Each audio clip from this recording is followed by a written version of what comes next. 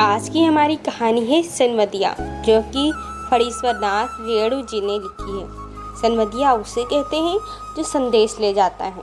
जब पहले ज़माने के समय में जब ये डाकघर या पत्र चिट्ठियाँ नहीं चलती थी, तब किसी व्यक्ति के द्वारा संवाद पहुँचाया जाता था। तो शुरू करते हैं आज की कहानी सनमतिया।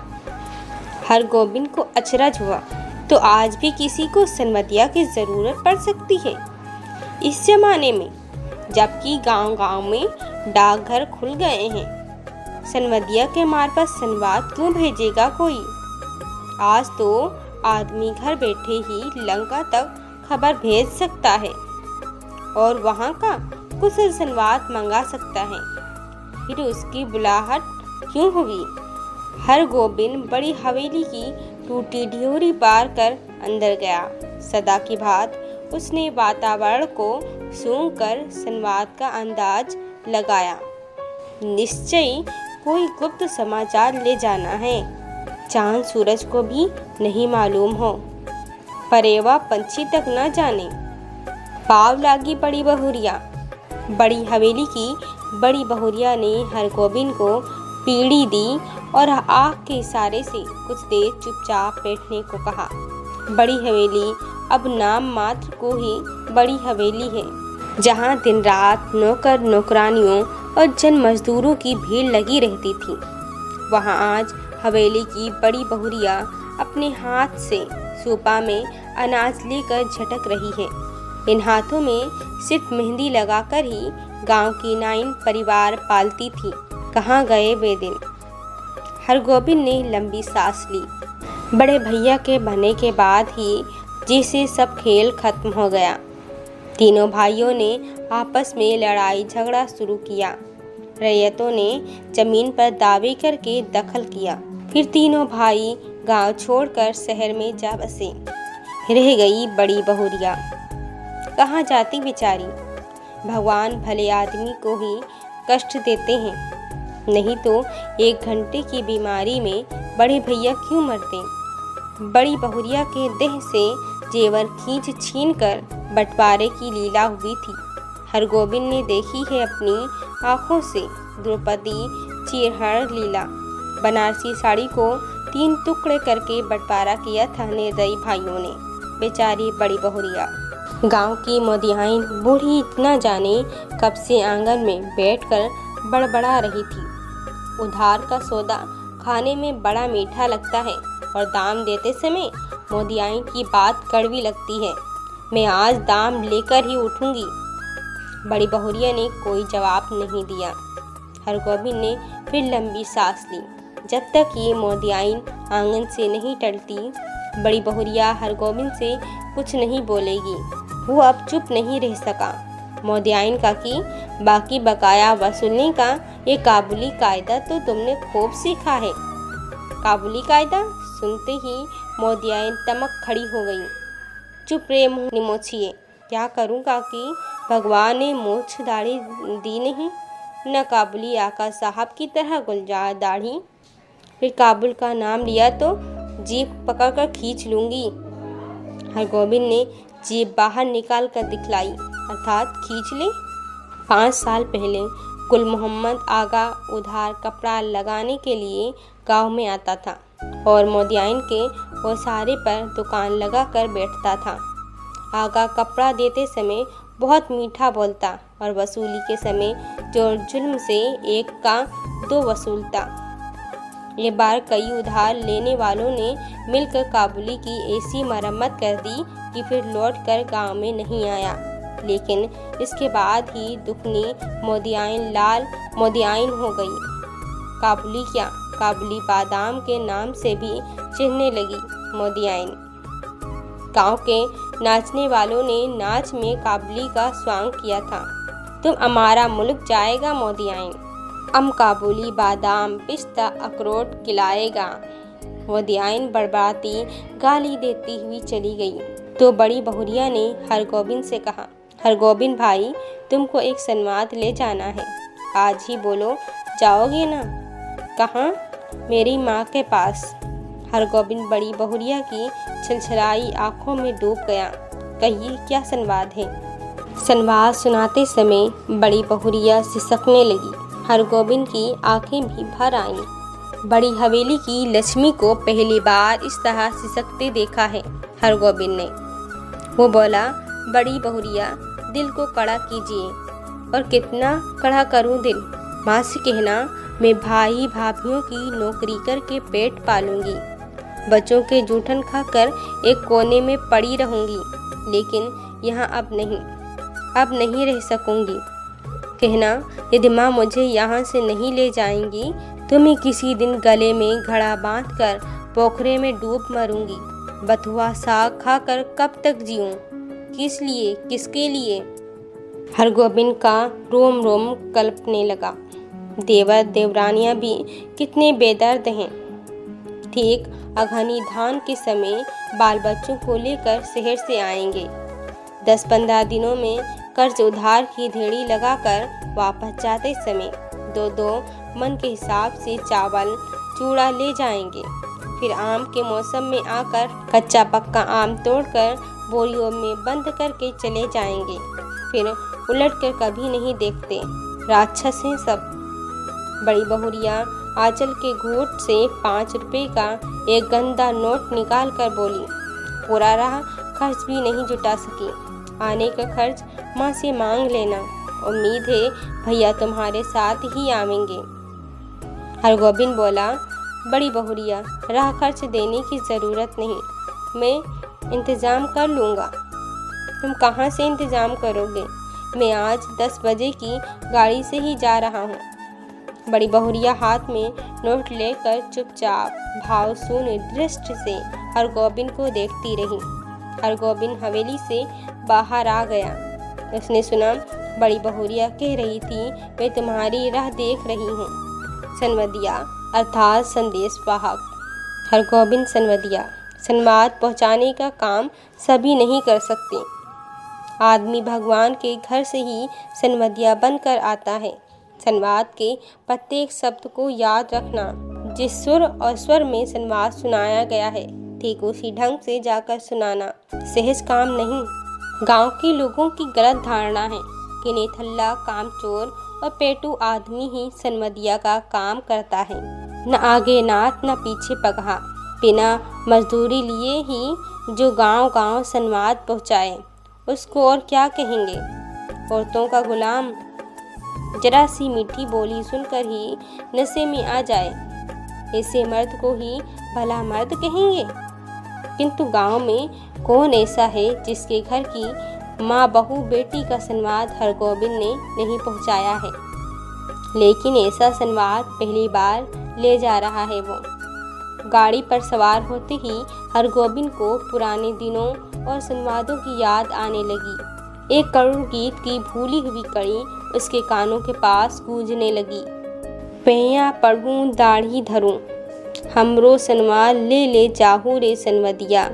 बड़ी बहुरिया के संवाद का प्रत्येक शब्द उसके मन में कांटे की तरह चुभ रहा है। किसके भरोसे यहाँ रहूंगी? एक नौकर था, वो कल भाग गया। गाय खूंटे से बंधी भूखी प्यासी हिरक रही है। मैं किसके लिए इतना दुख झेलूं? हरगोविंद ने अपने पास बैठे हुए एक यात्री से पूछा, क्यों भाई साहब, थाना बीहपुर में डाक गाड़ी रुकती है या नहीं? यात्री ने मानो कुड़कर कहा, थाना बीहपुर में सभी गाड़ियां रुकती हैं। हरगोविंद ने भाप लिया, वो आदमी चिड़चिड़े स्वभाव का है, इससे कोई बातचीत नहीं जमेगी। वो फिर बड़ी बहुरिया के संवाद को मन ही मन दोहराने लगा। लेकिन संवाद सुनाते समय वो अपने कलेजे को कैसे संभाल सकेगा? बड़ी बहुरिया संवाद करते समय जहाँ जहाँ रोई है वहाँ वो भी रोएगा। कटिहार जंक्शन पहुंचकर उसने देखा 15-20 साल में बहुत कुछ बदल गया है। अब स्टेशन पर उतरकर किसी से कुछ पूछने की कोई ज़रूरत नहीं। गाड़ी पहुंची और तुरंत भोपे से आवाज़ अपने आप निकलने लगी। थाना बीहपुर, खगड़िया और बरौनी जाने वाले यात्री 3 नंबर प्लेटफार्म पर चले जाएं। गाड़ी लगी हुई है। हरगोविंद प्रसन्न हुआ। कटिहार पहुंचने के बाद ही मालूम होता है कि सचमुच सुराज हुआ है। इसके पहले कटिहार पहुंचकर किस गाड़ी में चढ़ें और किधर जाए, इस पूछताछ में ही कितनी बार उसकी गाड़ी छूट गई है। गाड़ी बदलने के बाद फिर बड़ी बहुरिया का करुण मुखड़ उसकी आंखों के सामने उभर गया। हरगोविंद भाई, माँ से कहना भगवान ने आंखें फेर ली, लेकिन मेरी माँ तो है, किस लिए मैं बथुआ साग खाकर कब तक जीऊँ। थाना बीरपुर स्टेशन पर जब गाड़ी पहुंची तो हरगोविंद का जी भारी हो गया। इसके पहले भी कई भला बुरा संवाद लेकर वो इस गांव में आया है। कभी ऐसा नहीं हुआ उसके पैर गांव की ओर बढ़ ही नहीं रहे थे। किसी पगडंडी से बड़ी बहुरिया अपने में की लौट आवेगी, गांव छोड़कर चली जावेगी, फिर कभी नहीं जाएगी।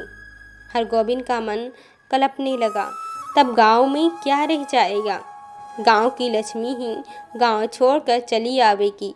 किस मुंह से वो ऐसा संवाद सुनाएगा। कैसे कहेगा कि बड़ी बहुरिया बथुआ साग खाकर गुजर कर रही है। सुनने वाले हरगोविंद के गांव का नाम लेकर थूकेंगे। कैसा गांव जहां लक्ष्मी जैसी बहुरिया दुख भोग रही है। अनिच्छा पूर्वक हरगोविंद ने गांव में प्रवेश किया। हरगोविंद को देखते ही गांव के लोगों ने पहचान लिया। जलालगढ़ गांव का सनमदिया आया है, न जाने क्या संवाद लेकर आया है। राम राम भाई, कहो कुशल समाचार ठीक है ना। राम राम भैया जी, भगवान की दया से आनंदी है। उधर पानी बूंद पड़ा है। बड़ी बहुरिया के बड़े भाई ने पहले हरगोविंद को नहीं पहचाना। हरगोविंद ने अपना परिचय दिया तो उन्होंने सबसे पहले अपनी बहन का समाचार पूछा। दीदी कैसी है। भगवान की दया से सब राजी खुशी है। मुँह हाथ धोने के बाद हरगोविंद की बुलाहट आंगन में हुई। हरगोविंद कांपने लगा, उसका कलेजा धड़कने लगा। ऐसा तो कभी नहीं हुआ। बड़ी बहुरिया की छलछलाई हुई आंखें, सिसकियों से भरा हुआ संवाद। उसने बड़ी बहुरिया की बूढ़ी माता को पावलागी की। बूढ़ी माता ने पूछा, कहो बेटा क्या समाचार है। माँ जी, आपके आशीर्वाद से सब ठीक है। कोई संवाद? संवाद तो कोई नहीं। मैं कल सिरसिया गांव आया था तो सोचा कि एक बार चलकर आप लोगों का दर्शन कर लूं। बूढ़ी माता हरगोविंद की बात सुनकर कुछ उदास सी हो गई। तो कोई संवाद लेकर नहीं आए हो? जी नहीं, कोई संवाद नहीं। ऐसे बड़ी बहुरिया ने कहा है कि ये छुट्टी हुई तो दशहरा के समय गंगा जी के मेले में आकर गांव से भेंट मुलाकात कर जाऊंगी। बूढ़ी माता चुप रही। हरगोविंद बोला, छुट्टी कैसे मिले, सारी गृहस्थी बड़ी बहुरिया के ऊपर ही है।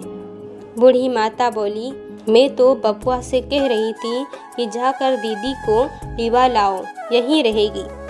वहाँ अब क्या रह गया है। जमीन जायदाद तो सब चली ही गई। तीनों देवर अब शहर में जाकर बस गए हैं। कोई खोज खबर भी नहीं लेते। मेरी बेटी अकेली। नहीं माताजी, जमीन जायदाद अभी भी कुछ कम नहीं, जो है वही बहुत है। टूट भी गई है तो आखिर बड़ी हवेली ही है, स्वांग नहीं है, वो बात ठीक है। मगर बड़ी बहुरिया को तो सारा गांव ही परिवार है। हमारे गांव की लक्ष्मी है बड़ी बहुरिया। गांव की लक्ष्मी गांव को छोड़कर शहर कैसे जाएगी। यूँ देवर लोग बार बार आकर ले जाने की जिद करते हैं। बूढ़ी माता ने अपने हाथ हरगोविंद को जलपान ला कर दिया। पहले थोड़ा जलपान कर लो बपुआ। जलपान करते समय हरगोविंद को लगा बड़ी बहुरिया दालान पर बैठी उसकी राह देख रही है, भूखी प्यासी। रात में भोजन करते समय भी बड़ी बहुरिया मानो सामने आकर बैठ गई। कर्ज उधार अब कोई लेते नहीं। एक पेट को कुत्ता भी पालता है, लेकिन मैं माँ से कहना। हरगोविंद ने थाली की ओर देखा। दाल भात, 3 किस्म की भाजी, घी पापड़ अचार। बड़ी बहुरिया साग उबाल कर खा रही होगी। बूढ़ी माता ने कहा, क्यों बबुआ खाते क्यों नहीं। माई जी, पेट भर जलपान जो कर लिया है। अरे जवान आदमी हो, 5 बार जलपान करके भी एक थाल भात खाता है। हरगोविंद ने कुछ नहीं खाया, खाया नहीं गया। सनवदिया डट कर खाता है और अफर कर सोता है, किंतु हरगोविंद को नींद नहीं आ रही है। ये उसने क्या किया, क्या कर दिया? वो किस लिए आया था? वो झूठ क्यों बोला? नहीं, सुबह उठते ही वो बूढ़ी माता को बड़ी बहुरिया का सही संवाद सुना देगा। अच्छर माई जी, आपकी इकलौती बेटी बहुत कष्ट में है। आज ही किसी को भेजकर बुलवा लीजिए, नहीं तो वो सचमुच कुछ कर बैठेगी। आखिर किसके लिए वो इतना सहेगी? बड़ी बहुरिया ने कहा है, भाभी के बच्चों के झूठन खाकर एक कोने में पड़ी रहेगी। रात भर हरगोविंद को नींद नहीं आई। आंखों के सामने बड़ी बहुरिया बैठी रही, सिसकती, आंसू पोंछती हुई। सुबह उठकर उसने दिल को कड़ा किया। वो सनवदिया है, उसका काम है सही संवाद पहुंचाना। वो बड़ी बहुरिया का संवाद सुनाने के लिए बूढ़ी माता के पास जा बैठा। बूढ़ी माता ने पूछा, क्या है बहुआ, कुछ कहोगे?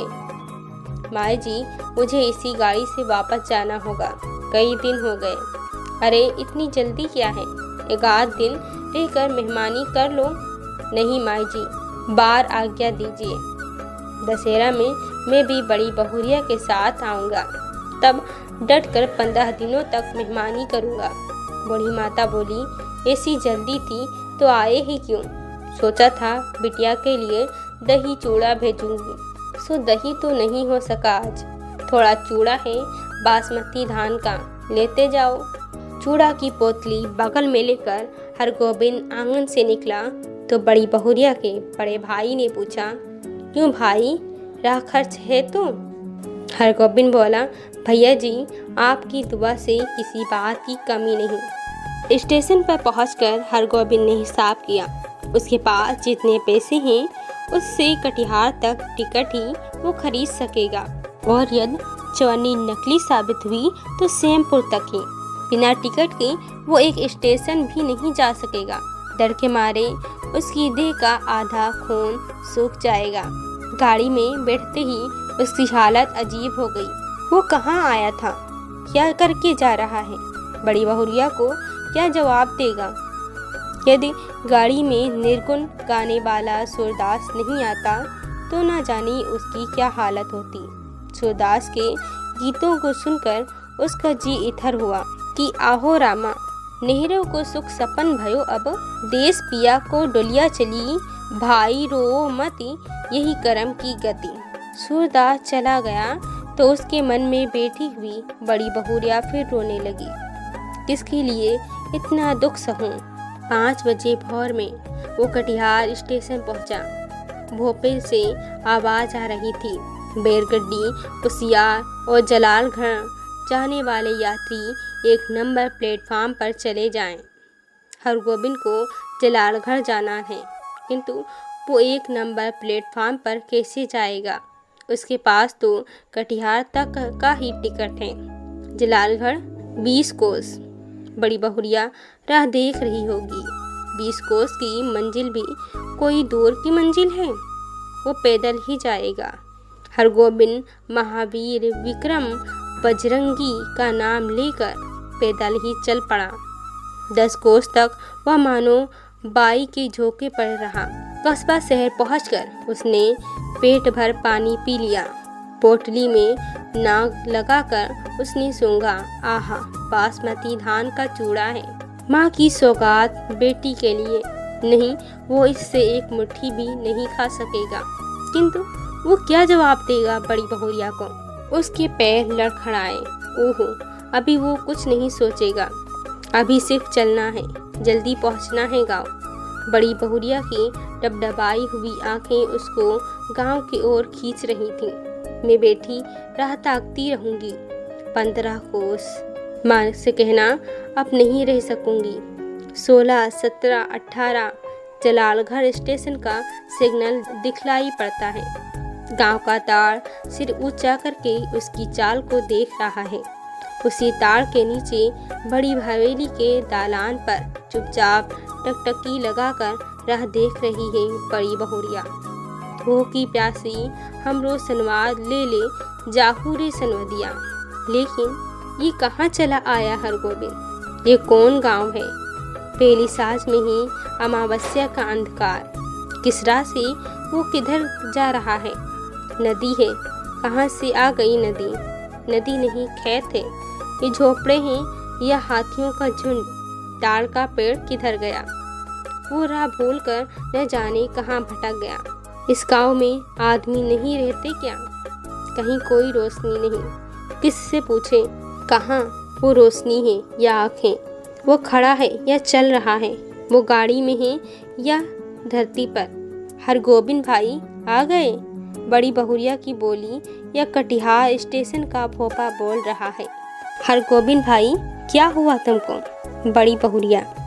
हरगोविंद ने हाथ से टटोल कर देखा, वो पिछावन पर लेटा हुआ है।